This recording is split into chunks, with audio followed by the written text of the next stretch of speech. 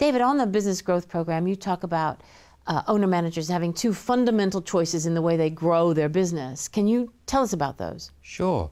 I've seen after many years of working with BGP businesses, people grow successful businesses following two paths, through revolutionary strategies and evolutionary strategies. And it's important to be clear up front which one you're following. Well, revolution sounds a little scary. What's that one about? Well, revolutionary means that your business model is fundamentally unsustainable. It doesn't have a future, and therefore you need to reinvent it from the ground up.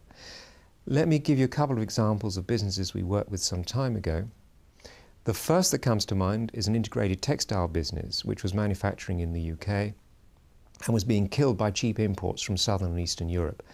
They simply couldn't carry on competing, and so they took a long, hard look at their business model and decided their future lay in designing intelligent fabrics. For example, mosquito-resistant textiles. So now they design the fabrics and they license them to other manufacturers who can produce them more cheaply, and they make a very good living from that. Second example that comes to mind is an electrical lighting company. They were also being crucified by cheap imports, and they decided that the future for them lay in designing intelligent lighting systems which they could supply to large contractors around the world. So they have licensing deals and they make a very good living on each installation which they sell. Both of those businesses used intellectual property in order to move up through the value chain. Exactly, and now they have sustainable futures and lots of opportunity to grow. But revolutionary strategies that mean reinventing the business from scratch can't be appropriate for most businesses. No, most businesses won't go down that route.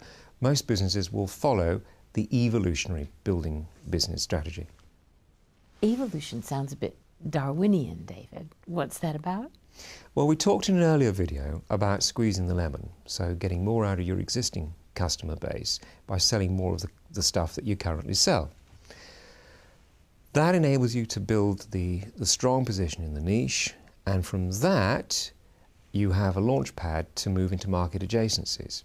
So selling more of your current goods and services to new customers and finding new goods and services to sell to your existing customers. Okay, and how do you mitigate against the risk involved in that, David? Well, let's take Hotel Chocolat, a business that today is a well-known household name with shops up and down the country.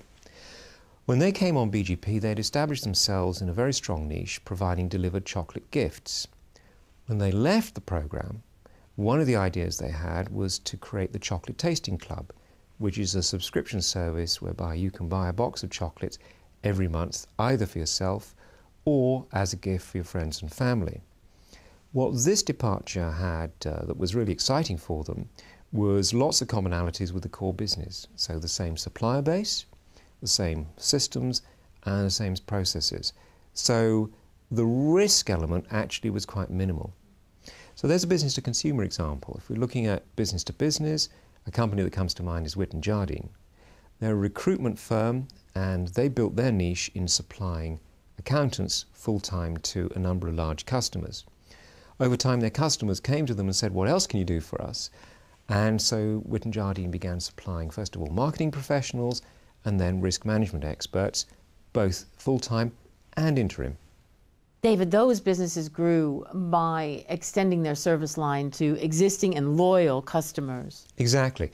This is a classic growth strategy for smaller businesses supplying large customers. And over time, the profile of these small businesses can change quite significantly as that new product and service line grows. Okay, but that's not going to happen overnight, is it? No, it isn't. And I think there are some very clear principles which you need to follow if you're going to make a success of evolutionary building strategy. The first is to focus on the first instance on building that niche position. So don't rush it and don't take your eye off the ball and don't be distracted. The second is to look for opportunities to grow with your existing customers, because these are the people who know you and people who trust you. And most important of all, they'll cut you some slack if you make mistakes, because let's face it, most of us do when we start something new. And the third principle is to see evolutionary business building as a series of stepping stones. So take one step at a time. When you have a firm footing, then take the next step. That's great advice. Thank you, David.